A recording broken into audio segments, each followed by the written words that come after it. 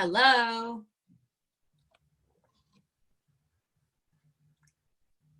Hi, everyone. If you want to use the chat to tell us where you're coming in from, that would be amazing.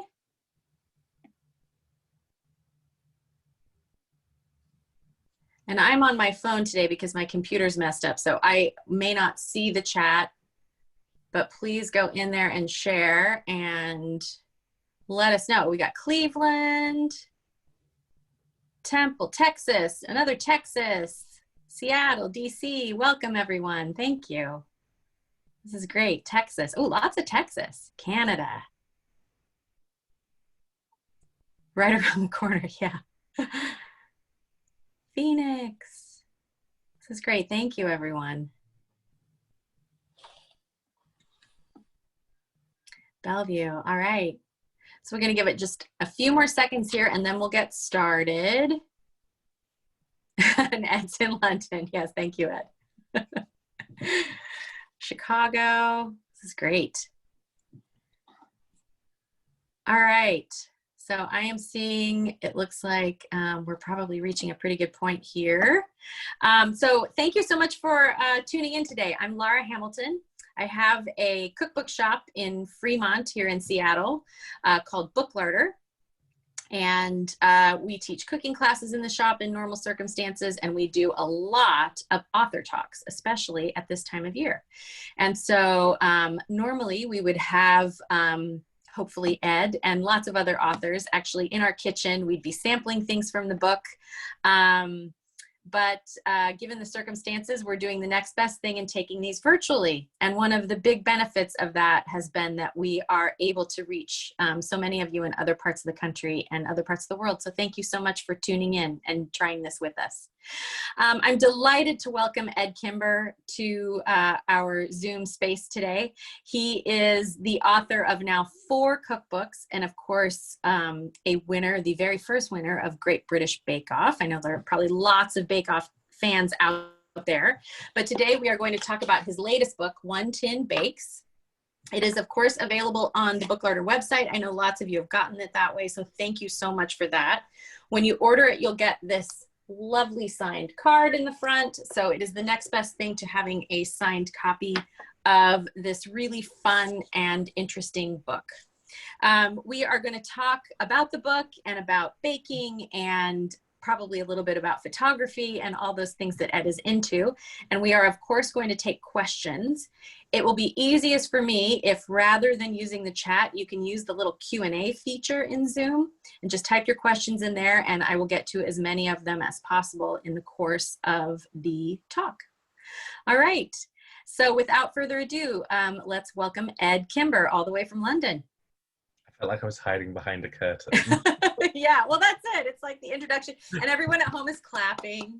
And I'm feeling very embarrassed as always. I hate anything when I have to walk out on stage or anything. I hate it so much. I feel like I just don't want to. I'm fine on stage, but it's the walking up going, no one needs to applaud me for anything. Just let me do what I do. It's fine. I don't know, if you were walking out in total silence, though, that might feel a little bit awkward too, though, right? Yeah. Just or you could just walk out like sing or something on your way out. Yeah, yeah. Well, hey, congratulations on the book. Oh, I just bumped that. And thank you so much for joining us all the way from London. My so pleasure. Great. We were supposed to be doing, I was in the middle of planning a big cross America, Canada tour. I was supposed to be in all the major cities. And then in March, we decided we had to pull the plug on planning it. So yeah, sadly, hopefully next time I'll be on the road again. Yeah, no, we would love to have you in person. It would be great. And, you know, you're on a clip of writing one of these about every 2 years. So hopefully we won't have to wait too much longer, right? Yeah, I think I've had a 4-year gap between the last one and this one. Oh, I guess that, yeah, that's probably right. The first one came out quite quickly, and then there was a yeah. See when the next one is. So, I know when the next one's going to be. Yeah. Wasn't on to say that, but no, that's okay. That's okay. So One Tin Bakes. So tell me, what was the inspiration for this book? So it seems like an obvious idea. It doesn't seem like a complicated idea or something that shouldn't have been done before. But I've been doing this now for 10 years. I started writing about baking 10 years ago. And one of the things I hear all the time is, I don't have this tin, but I do have this one. Can I make it in this size? And I think it boils down to the fact that a lot of people who bake at home don't have big elaborate kitchens. They don't have, I'm literally sat next to you, you can't see it, but there's a cupboard next to me. I'm in my spare bedroom and there is a cupboard full of baking equipment for my work. Yeah. Most people don't have access to that or don't have any desire to have that. But Right. people love to bake still. So the idea was that it eliminated one of the barriers to entry. You know, most people, at least in the West, have an oven. And the one thing they might not have is the right tins or the pans, and you can make most of the recipes in the book with very little other equipment other than bowls and that sort of thing. So the idea was just to make it more accessible. But so often with any book that is labeled simple or basic or any of these things, the books are really patronizing. My glass of water over, and really patronizing to the reader, and they make things that are really repetitive or boring or just nothing exciting. So I always want to make things that are interesting. So the idea was to take all of those ideas of simplicity and easy access, but make things that are really delicious and really exciting still, and not kind of look down on the people who don't have these big elaborate kitchens, because I don't have a big elaborate kitchen. That's why I have a cupboard in my bedroom. I think it's on my bed. That was kind of the idea in a roundabout. Yeah. And it was funny because when I first saw the title, I thought, oh, because the whole idea of like doing your savory cooking in one pan has been such a thing lately, you know, of tray, or, you know, sort of cooking in one tray or one pot or whatever. And so when I first heard about it, I thought, oh, it's going to be a lot of like, you know, brownies and flapjacks and that kind of thing. And you've done those sorts of things, but you've done lots of other things as well. So how did you think about, I mean, obviously the pan is sort of a way of sort of bounding sort of what you can do, but how did you think about the scope of the book? That was actually one of the most fun things about the process of this book, because the process of writing this one, producing this one, was so different to anything else that I've done, because I did the whole thing myself. I took a step and did photography and everything. So I didn't have any real collaboration on this one until the book was basically already done. The way I work with my editor is quite hands-off during the writing process. We have an early pitch meeting where we kind of talk about the ideas, and then we kind of lock those ideas vaguely in, and then I work on them the next however long. But with this one, the challenge was, what can we do in this pan? So I spent so much time thinking about how you would take another style of baking, and could you do it in here? And I kept coming back to the answer that most of the time you can bake anything in that tin, or really lots of tins are just interchangeable. It's just about proportion and knowing how to use the tin. And some things are harder to do in that tin than others. The pastry recipes, whilst none of them are actually difficult, using pastry in the tin is a little trickier because it's not as easy as lining a round, short tin. It's a deep tin. But I wanted to show that you can just use that one tin. So that was the really fun part, was going, okay, I want to make this. Can I do that in something that you would never normally use for it? And that was what I had most fun with, was just constantly throwing things into the tin and going, okay, it's not bad, it works, and then figuring out ways to make it work properly. But yeah, it was a lot of trial and error and experimenting. So what were some of the sort of the most fun discoveries then, as you were sort of taking recipes and trying to figure out how to put them in a tin like that? So I think that the chapter that I think surprises a lot of people is the bread chapter, because they don't think of that style of pan for bread. But I remember I was thinking about, I had been in New York maybe 6 months beforehand, before we started working on the book, and I think I had a Detroit style pizza. And I've had sheet pan pizzas before. I've had, you know, I make focaccia in a very similar Yeah. And it just got me thinking, okay, you can make pizza in there. That must mean you can make other bread things in there. So that was the chapter I had the most fun in experimenting with. And it's just a lot of what you wouldn't expect this one so to like be. The slab scone and those kinds of things, you mean? Yeah. Like that, and the focaccia, and that, yeah. Yeah, the quick breads made more sense because I can easily imagine the translation of those. But Yeah. things like there's a recipe it has some basis in Scandinavian baking. It's called the Fat Tuesday buns. Uh, Yeah, yeah. that one is something you would just normally make on a normal baking tray, but you don't Mm-hmm. even need that. You can just have them sitting happily next to each other, and they will bake perfectly fine. So it was just kind of, that was the one I think that surprised me and how much fun I had figuring out other types of bread recipes you could do in there. And there's loads Oh more. yeah, There was here they are. didn't do in the end. Sorry, there we I love go. that. That's the Fat Tuesday finger buns. No Yeah. one's made that recipe that I've seen yet, and I'd love it so much. So please go and make Okay, that. there you go. Viewers, you have a challenge now. Ed wants you to tag him in your pictures of that one. I also love the almost donut. I love I that thought recipe. that was super clever. Yeah.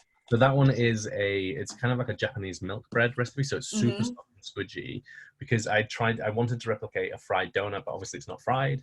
So brushing it with butter after it comes out of the oven helps because it gives it that kind of like seeped in fat taste.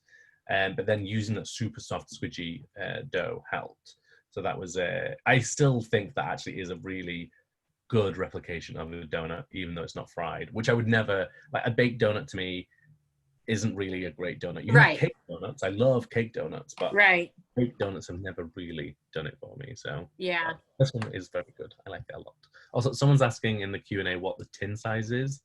Oh, yeah. Those of you who don't know, it uses a standard 9x13 brownie pan. It needs to be 2 inches deep, but a 9x13, basically a classic brownie tin, basically. And I chose it because it's a very common tin. People already have it, and if they don't, every bakeware company makes them, and they're not expensive. They're not specialist. They're not used for just one thing. So it was meant to be making it as easy as possible.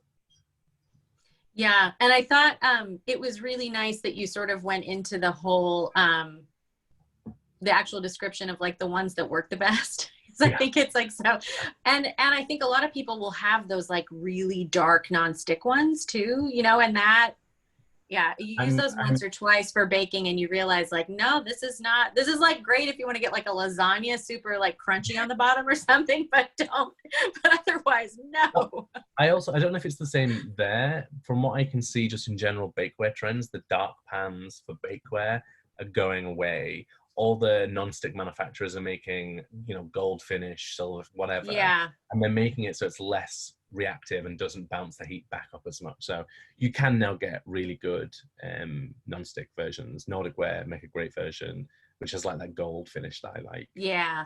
But generally, I don't like non-stick because the coatings are just fairly easy to scratch, whereas an uncoated tin, if you look after it, will last a lifetime. So I like that because why spend money 20 times when you can spend it once? So yeah, absolutely. Absolutely. I also really appreciated in the book the way that you sort of played with what we might think of as like the normal format of a dessert to sort of put it in the pan. And I am thinking of what I think is probably one of the nicest desserts in the whole world, the giant Portuguese custard tart. So yeah, just tell us how you kind of thought about just tweaking our, I guess, expectations of what the size and shape of a dessert should be. So or a bake. For that one in particular, I have an obsession with Pastry. It's like literally my favorite thing of all time.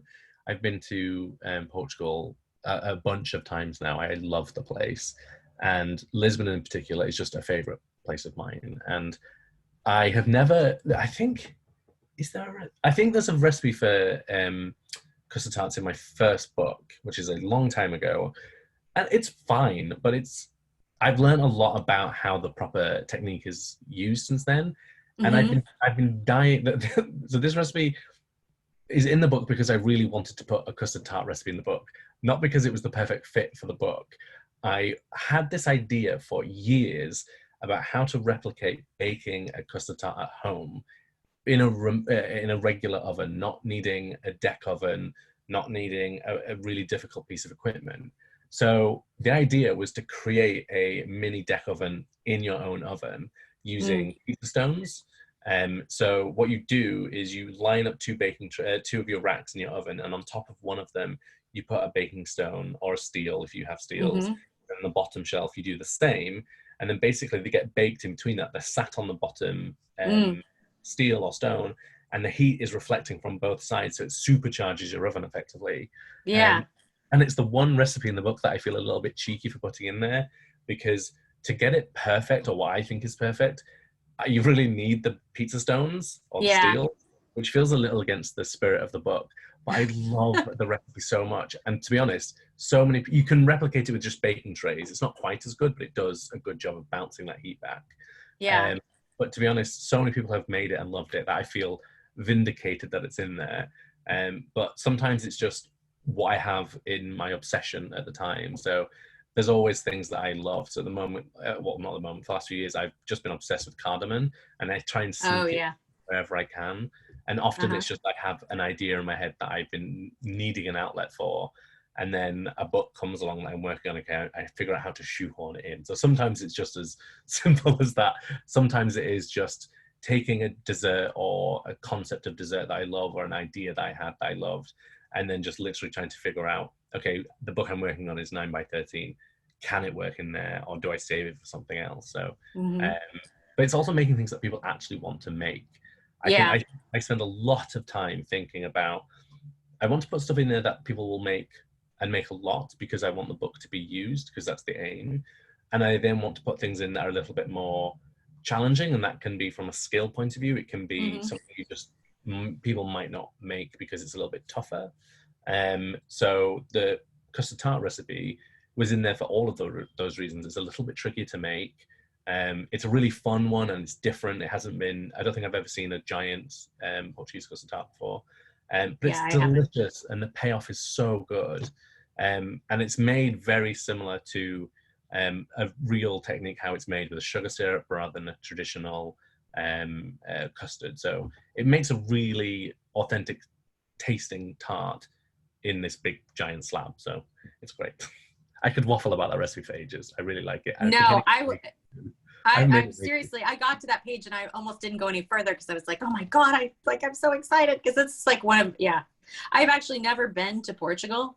And I think part of the reason I'm like, it's like at the top of my list of places to go is just so that I can like eat my way through the city.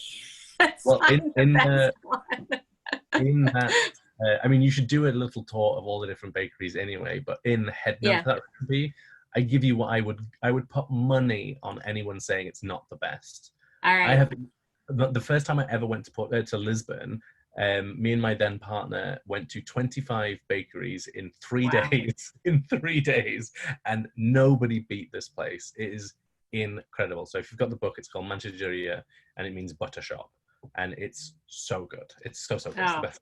And they have one in Porto and in Lisbon now. All right, challenge accepted. I will be there for sure as soon as we can travel again, of course. But anyway. If you actually read the head note, it does actually say in that recipe that I will lecture people about how much I like custard tarts and where the best ones to go, and this just proves that. Okay, excellent. I love it. One of the things you mentioned was that you want to make sure that you are including recipes that people will make and that they want to make again and again. So how do you stay sort of in touch with what people want to make? Like what's your feedback loop, or where do you go to sort of research and find your ideas? So it's not necessarily about specific recipes. So I don't really try and follow like a trend. I'm trying to think of something that's trendy at the moment. There was a time where people were making a pie and they were making like a cinnamon swirl dough, cutting into little slices, and I have no patience for that sort of thing. So I don't try and follow trends for exact recipes. It's more about trying to understand what people at home actually like making, and making sure that the book has those in there, because I don't consider myself a chef.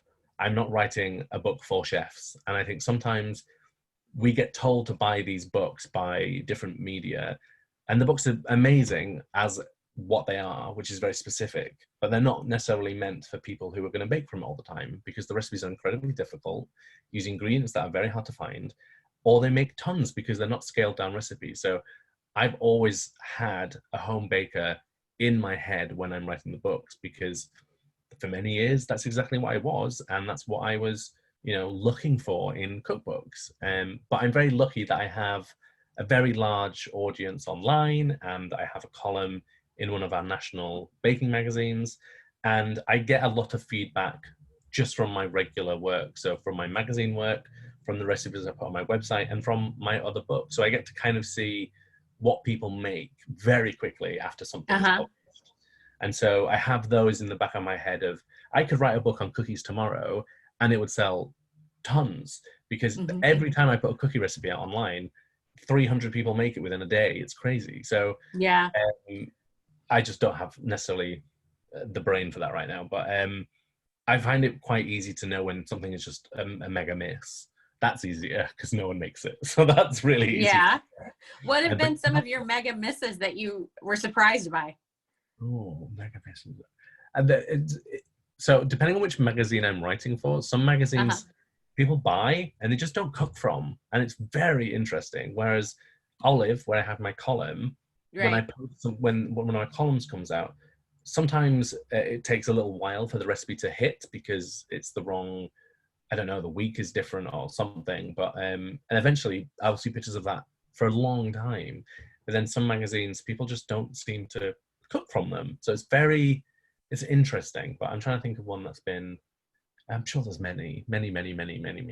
Oh, I made a few years ago, I made a rye puff pastry Plait, and it was with Christmas flavor. So it had like a rum custard, and it had mincemeat in it, a sweet mincemeat. And I don't think I've ever seen anyone make that. And it's delicious. It sounds good. It's great. I don't know if it's too complicated. I'm not quite sure why, but it's never been made. So it's like puff pastry made from scratch. And I'm sorry, everyone, that I keep sticking my finger in the camera. This is like the problem with having the thing on my phone. So you made the puff pastry from scratch? It's a rye puff pastry, so it's not the flakiest of puff pastries because rye doesn't open up as much, but it's a delicious flaky rye dough. And it has, it's just really nice because the rye adds this kind of depth, nuttiness, warmth that goes with all those other Christmassy flavors so nicely. I would say that one is one that is very sad to me that has not been made. Well, it sounds wonderful. I still have leftover mincemeat from last year, so maybe I'll look that one up. I should say, if people are thinking I'm talking about actual meat, it's a sweet thing from the UK. Yeah. Not anymore. Dried fruit and booze and that sort of thing. It has animal fat in it. It has suet in it, which is like, doesn't sound nice, but it's delicious. Yeah, for sure. So we have a question here that's kind of related to what we've been talking about when, in terms of the theme of the book being about, equipment that you're trying to eliminate the barrier to entry with the equipment. So this guest says, I really enjoy that your book addresses the barriers to baking when it comes to baking equipment. As an avid home baker, I also notice a barrier to entry with the ingredients needed to make delicious and balanced baked goods. What are some ingredients that you think are worth splurging on and somewhere we can save a few bucks, e.g. butter, almond flour, baking chocolate, vanilla extract, sugar, etc.? So it's difficult because I'm in a very privileged, I understand this position in that I work in an industry where I am very lucky, surrounded by brilliant ingredients. And I will say that ingredients will make a big difference, but there are some where the difference is more than some others. So I would say sugar, the white sugar, there's no point spending money. White sugar is white sugar. It's refined to such a degree that it is the same whichever brand you're buying for. The only real difference is on brown sugars. Some brown sugar, it's different in the US, but in the UK, we have such a variety of quality of brown sugar. The highest quality you can get is what is referred to as unrefined light brown or dark brown sugar. And the reason it's different is how it's produced. So when you have a white sugar, it's been refined so all the molasses is taken out of it and you're left with just the sweet white sugar. And most brown sugar available, including in the US, they add molasses back to it and wash it in the molasses, making it brown sugar. Unrefined brown sugar, they refine it, but not as much. And so it's a natural brown sugar. But the reason it's better is it has more molasses, it's softer, it has more moisture, but its flavor is much, much more deep and intense. So I will spend more money on brown sugar, whereas I won't spend any more money on white sugar because there's no real reason. Chocolate is one that I will definitely spend more money on. And there's multiple reasons for that. So the main one is it will just taste better. It just will. It will also perform better. The other reason is because, sadly, like things like coffee, chocolate should cost more, because if we're not willing to pay for it, within 20 to 30 years, chocolate will just vanish. And that's not scare tactics either. It's just the reality of it. And the only people who will be able to afford chocolate are millionaires, because the way the system works at the moment, I'm getting into a lecture position, but buy good chocolate from good places. Vanilla is a good one. It depends on what you're using it for. If you're using it in something where you're going to taste it very strongly, so say like a whipped cream or something where it's the dominant flavor, then I would say using good vanilla is great. Unfortunately, right now, vanilla is very expensive. So whole bean is not something I use a lot at the moment because it's very expensive. And as much as I might really want to use it, I don't want to encourage people to use it necessarily at the moment because it is so expensive. So I think there's maybe 2 recipes in the book where I think it's worth it. But you can get such good quality bean paste now that actually it's cheaper and in some ways more efficient buying bean paste because it lasts a lot longer. Whereas if you buy a vanilla pod and put it in the back of your cupboard, in 3 months it'll be brittle and you won't get the same flavored oils from it. So people like Hey La La in New Zealand make incredible products from a very ethical standpoint, which I love. And their products are fantastic. So there is definitely options like that. Flour is a really difficult one because if you're using all-purpose or plain flour, then there's an argument about it not adding any flavor whatsoever. Because again, it's quite refined down and there's not a ton of flavor. It will make a difference from a technical point of view because you can get, someone basically says in the UK, when you buy plain flour, it's just the flour that's on the bottom of the mill and they scoop it up and put it in a bag. So you don't really know what you're getting. It's not quite true, but when you go to like a good mill, and that doesn't have to be, you know, the artisan mill down the road at a flour grain. It can be like a big King Arthur, or it can be Dove's Farm here. You get a more consistent product, but also good all-purpose and plain flour shouldn't be expensive anyway, really. The way you're going to get into different pricing is when you're buying things like heritage grains, which you should be trying more, because if you've never worked with heritage grains, the flavor in them, like buckwheat, like rye, all these different flours, is so good.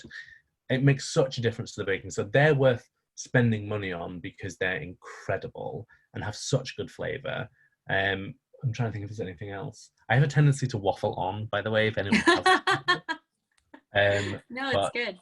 What about butter? Butter is one that we get a lot of questions about, I think, especially because the sort of European style butter that's more available where you are has only recently become more accessible and affordable here, but it's still more expensive. So is that one place where you think what would be the price difference out of interest? Because I don't know the difference. I mean, off the top of I can't remember, but it's like we're getting Kerrygold everywhere now. And it's a little more, it's a little closer, you know, like butter can be super cheap here, but it's also got a lot more water in it. So yeah, so that's the main difference. The water content is your issue. So most classic American baking, so things like brownies, cookies, that sort of thing, will work fine with an American style butter. But where you want to use a European style butter would be things like pastry, where water content is not what you're looking for. So if I was making, say, a croissant dough, I would never use an American style butter because the water content is going to do damage to your work. And I wouldn't use it for a pie dough either. I would like it high fat. Generally, my understanding is the difference in fat content in the US is anything from 2 to 4% difference. Yeah, and it doesn't sound like a lot, but that water will affect recipes. It can make things spread more too. If you follow a British recipe and you're, say, for a cookie and it spreads more, one thing it could be is the butter, because we don't have such a product. We legally, butter has to be 82% or above, but most UK butter is 84%, I think. But also depends, again, where you're going to use it. If you're going to taste the butter, then making a nice butter can make tons of flavor difference. But I'm also not someone to lecture you on what you want to use. I just want to encourage people to get in the kitchen. So if the way you want to do that is to, you know, save some money, go for it. I would much rather you enjoy your process and not worry about spending 2 times extra money on, you know, really fancy, expensive butter do what you need to and enjoy it, because, you know, especially right now, life's too short. Just use what you need, you know? Yeah, for sure. For sure. So I really loved that you also shot all the photos in the book. And I took a look at your website, and it looks like photography is sort of becoming sort of more of what you do. And I'm just curious about how you got into it. How does it sort of fit in with your baking and your writing? And, you know, is it kind of more of it in the future for you? So yes, I hope there is more of it in the future. Partly because food writing is a very difficult game, and it's very hard to have a, you know, 40-year career in it. And if I do, I'll count myself incredibly lucky. But especially with baking, you know, you can have people who are cooks who will write for 20, 40 years, but rarely is that opportunity given to bakers, because we're seen as a trend or something that doesn't have the same value by publishers. So if I have a 40-year career, I'll be very, very happy. But the reason I started doing more photography was partly that many years ago, but I've always loved photography. I studied it at school. I did not pass. I got a failing grade.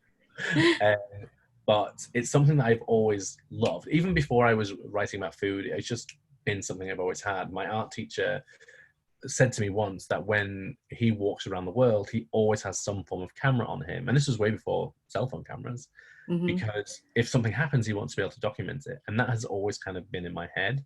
So I've always have a camera on me. Now it often is just my phone, but before that, I would have a camera on me. So it's something that I really enjoy. And then over the last kind of 5 years, I've tried to do more and more, but because I haven't followed any of the routes you're supposed to follow to do food photography as a job, I have kind of had to kind of elbow my way in a little bit. The one odd upside of our lockdown was that all the magazines that I write for, none of them could have photo shoots, because none of the photographers could go into a studio with a food stylist. And because I am a food stylist as part of my job, and I write the recipes, I was also photographing them. So for about 3 months, I was shooting almost every day for a different food magazine, styling, because it was the only work left around. And then the reason I shot the book was, to be completely honest, my publisher had doubts whether baking was a big seller right now. And so when the opportunity came to shoot it, it meant it was a financially more viable thing to do. Thankfully, we proved them wrong. The book has sold incredibly well. I'm extremely happy about that. But it was so fulfilling to be able to have control over this whole project. It was very daunting. I've never shot anything this big before. And my boyfriend's very glad we're moving into a new kitchen, because I was shooting it on our living room floor, having to move furniture to get near our light. I'm very happy that's not going to happen anymore. But it's something I love doing, and I do hope I am able to continue that more and more along the lines. But the thing I love is that I get to do, you know, fingers in many pies. I love writing. I love my food styling. I love the baking. And I'm so grateful that I get to do all of it. Because I also get bored very easily. So that keeps my mind nice and active. So Holly has a question that's sort of related to that cookbook production side of things. So she would like to know, do you feel the impulse to continue tweaking recipes after a book is published? And if so, how do you handle it, considering the recipe is already out there in a different form? So there is 2 elements to the answer of that. One is no, never. The book is done, the recipes are done. But that's not ever that true. I would love it to be like that, but my mind doesn't work that way. So I will constantly go, I could have done that. I could have done that. But normally what I do is I take that idea that I had for a tweak and I develop that into something else for later down the line. That's kind of an easy way for me to kind of, because normally it's the tweaks I want to make aren't minor. They're normally fairly major. And it's not because the recipe is bad. It's just because my brain takes that recipe in a different direction. The other side of it is errors. So I will, to the 70, 80 people of you listening, there are 2 major errors in the book. And I shout them from the rooftops, because unfortunately they're proofreading errors, where one of them, 2 sentences got switched around, making the recipe not make sense. And the other one was a second butter word was added, and it doesn't make sense. So in the, although I don't know which version's in the US, so it's supposed to have been changed, but if you have a version that doesn't make sense, in the birthday cake, the classic birthday cake, the last 2 sentences of the cake paragraph have been switched and tells you to scrape the batter into the tin before you've added the flour and sour cream, and it doesn't make any sense. So it's made like a normal cake. You got the flour, sour cream, and then you put it in the tin. And then in the vanilla sheet cake, it tells you to add the butter to the frosting before the meringue is cooled when you add it afterwards. So those are the 2 major errors, and those ones really irritate me because I get messages about it all the time, and I've posted loads about it to try and make people aware that there is the error, and it has been corrected in future print runs. But it makes me really upset because the last thing I ever want to do is make someone at home think they've screwed up, because so many times cookbooks, especially in the older period, were not properly tested. And the problem with that is when they fail, because the recipe's not well written, the cook or the baker thinks it's their fault and they don't do it again. And that to me is tragic. So I'll tell people there are 2 big errors in the recipes. Don't do those. But hopefully the new issues, hopefully America has the new printing, so you shouldn't have the errors. But yes, that's annoying to me. But generally, speaking wise, I'm not too bad. So there was actually a photography question as well. One of the guests says, fantastic cover. Your reputation and the cover made it a shoo-in to purchase. How hard was it deciding the photo for the cover? Very. There was lots of different thoughts on the cover. It was very difficult to come to. One day, a couple of years' time, I will show people the multiples of covers we designed. I was really difficult to work with on this cover because I really wanted the cover to be brilliant. I wanted it to be so good. And I'd had this concept early on, and we'd kind of agreed on the concept. And then when they saw the concept, they didn't really like it. And then nothing else that came up we could agree on. And in the end, there were 4 or 5 versions of the cover floating around.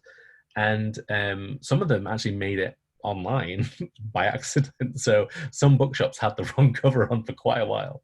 But we tried 4 or 5 different recipes of the same format. So so the day after Christmas in the UK is called Boxing Day. And again, like Christmas Day, it's a national holiday. Nobody does anything on that day. On Boxing Day, I was sat in bed with a Pantone book, going through colours, trying to find the exact colour, because the publisher really wanted to go with pink, but I didn't like the pink choices we had. So I spent hours going through trying to find the pink that I thought was not too in your face, but modern and not kind of twee. I was very difficult to please. But there was loads of other colours. There's options with green, yellow. There was one that was much more pale. But it's basically just a process of elimination. My publisher often will choose recipes they like, and we try them as covers. And there's mock-ups back and forth. But I love the cover we ended up with. I think it's great. And it stands out on a bookshelf, which is a test I do.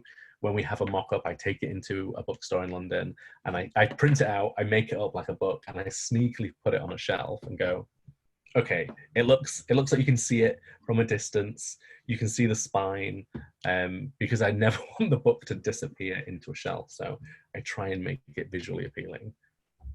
That was the long-winded answer to how I designed the cover. No, it's really well, and I appreciated very much that it was a recipe with peanut butter in it, if I'm not mistaken, right? Yeah. Although funnily, people don't recognize the cover recipe from the picture in the book. I've had so many messages from people saying, what page is the recipe on the cover in? I'm like, it's that one. Yeah. We should have put a note in the inside page saying, this is the peanut butter tart finished, because the peanut butter tart picture in the actual book is a prep shot of the chocolate being spread. So it's a little confusing, but yeah. I just thought it was interesting because so I lived in the UK many, many, many years ago, and peanut butter when I lived there was like one of those things that it was like really hard to get. And my American friends, like anytime somebody would come visit me or whatever, I always had to bring a jar of peanut butter because it was, you know, it was just not Yeah. available. And to see that like in, you know, those years, it's like become popular enough and people's tastes have changed enough that you could confidently put it in the cover Oh, photo of your book was kind of great. So when I was at university, I'm 35 now. So when I was, you know, however many years ago that is, let's not make me do maths right now. My university I went to had a kind of an exchange program where students from the US would come and do a semester in the UK. And in my first semester, what we call a term, we had, I think, 5 Americans in our dorm, and the dorm was like 30 people.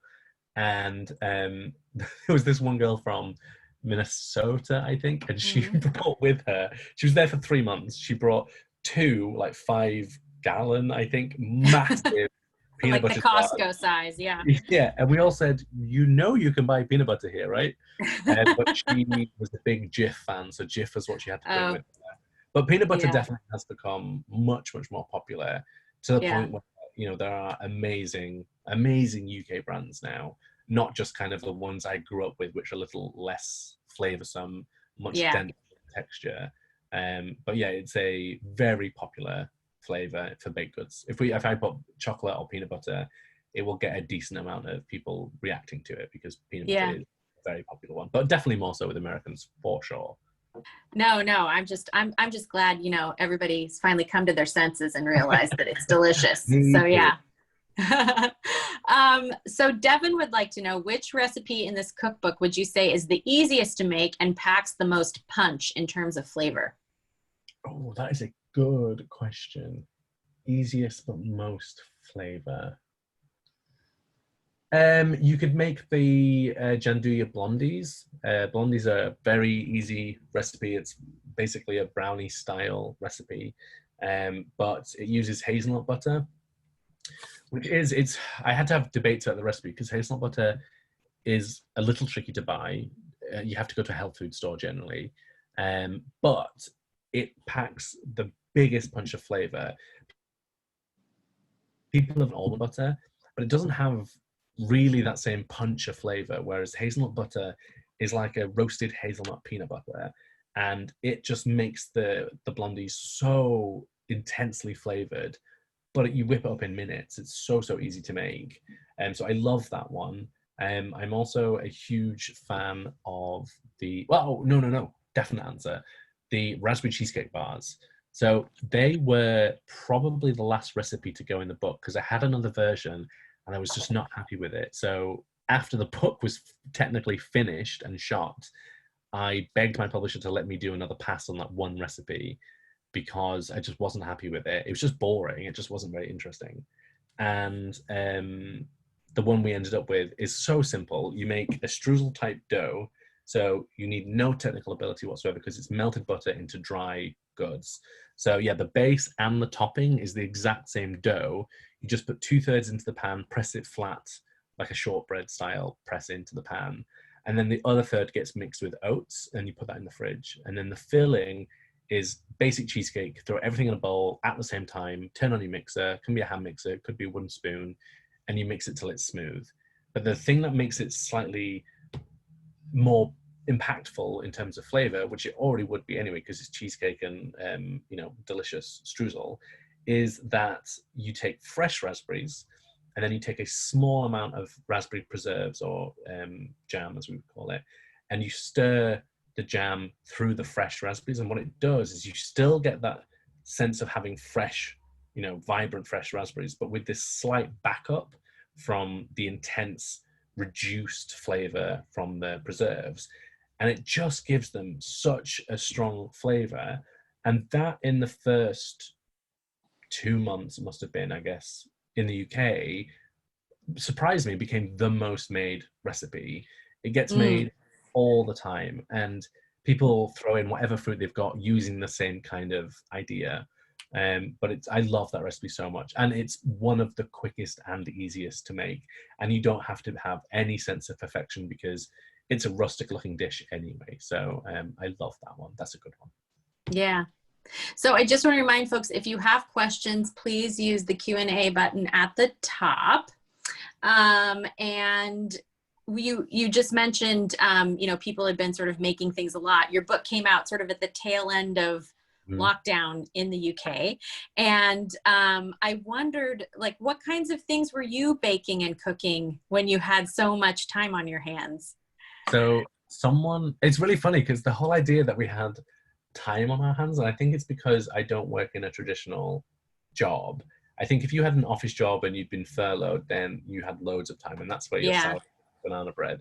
But because I'm self-employed, I just went into panic mode. It's like, I have to make some money because I've got tax to pay and all this sort of stuff. So I tried to produce as much work as I could during that time. So I haven't had a relax or a break in a very long time. Me and my partner say to each other all the time, if we were allowed to, we would hop on the Eurostar and go to Paris and just not talk to anyone for 3 days and just drink wine with some of our friends over there. But I baked so much, but it wasn't ever for me. Baking isn't necessarily the thing I use to escape anymore, but in a weird way, it was helpful during lockdown because it gave me something to do, even though it was work or indirectly work. It helped kind of keep my mind active. But one of the things I did at the very start of lockdown was, before sourdough became a cliche, I decided that I thought, oh, people probably do have time on their hands. I'll do like this big bake along on sourdough and I'll teach people how to make it. And then that went just completely beyond what I thought it would do. I gained 60,000 Instagram followers within 2 months. Wow. And it was because thousands and thousands of people were watching this bake along that I was doing on a daily basis. And then I saved those as a highlight, and people still use that as their like in on how to make sourdough. Yeah. That was really great because I literally would spend 3 hours a day answering people's questions about sourdough, to the point where I never want to talk about it ever again. But that was good because I don't think I realized how much that kept my brain occupied. Just because I literally, for about a month, everything was dedicated to about it. Everything was dedicated to doing that. So I made a lot of sourdough, but that's the one thing I will happily make because I can store it in the freezer. I can give it away. Yeah. It's funny, you said earlier that you no longer bake to escape. And it made me think, you know, it made me realize you know, you're one of those people who had a hobby that has now become your career. And I think a lot of the time people think like, oh, that's the dream. But have there been any, and I'm sure that, you know, you wouldn't have it any other way. Maybe you would, but no, have there been any like unexpected downsides to that? My waistline? No, not really. I don't have, I always say that I'm not one of the people that has lost the love by doing it for a job.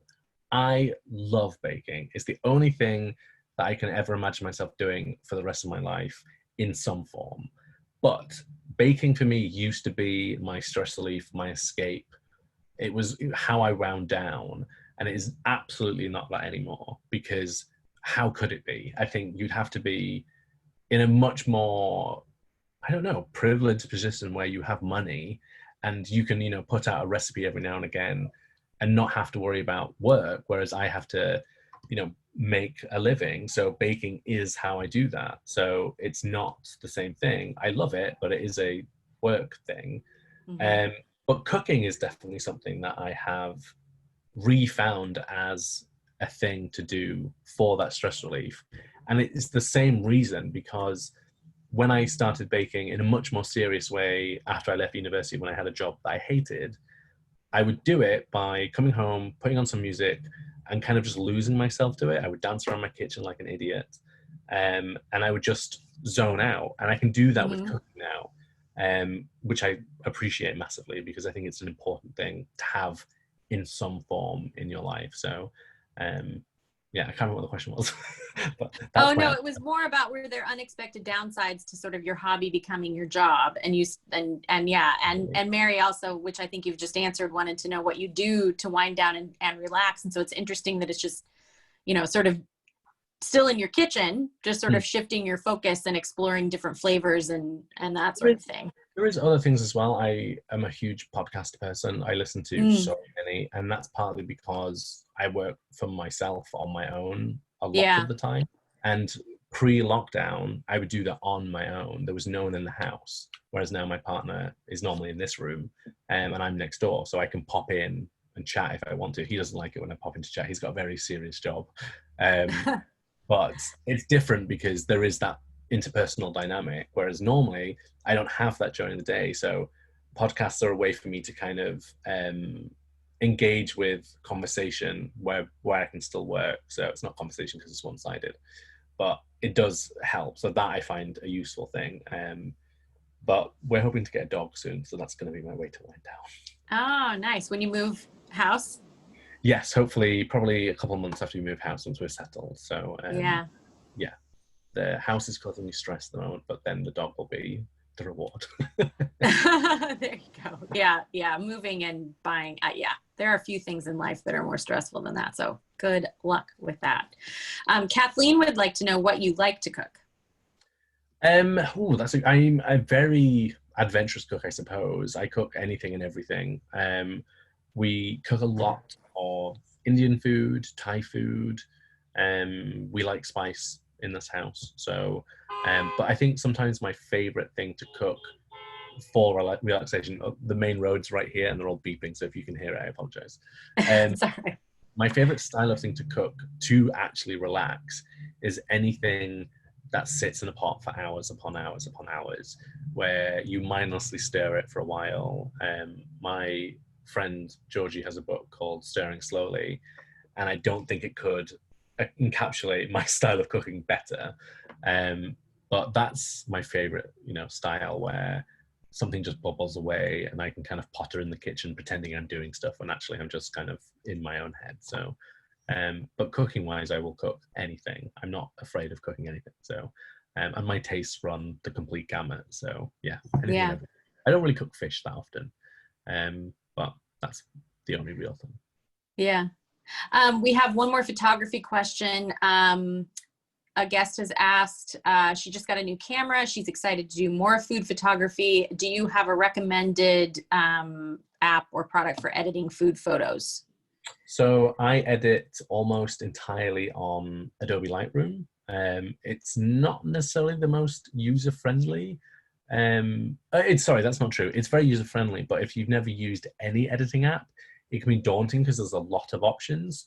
So I would maybe suggest downloading something like VSCO, Visco, or even Lightroom for your phone first, because they're designed to be very user-friendly and you can get comfortable with what can happen in an editing app.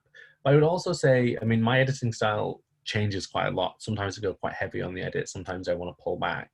And I think it's useful to learn with a lot of edit first and concentrate mainly on how to manipulate light and how to set up your shot rather than think about the edit afterwards. Because if you learn to edit before you learn to shoot, then it's much harder to become a better photographer. So I think spending time just, you don't even have to make it actual food. You could get a dummy cake, or you could, just shoot some fruit and just play with your light to figure out how you can create more interest and more drama by changing shadows and that kind of thing. But that's the best thing. But Lightroom's what I use. Great.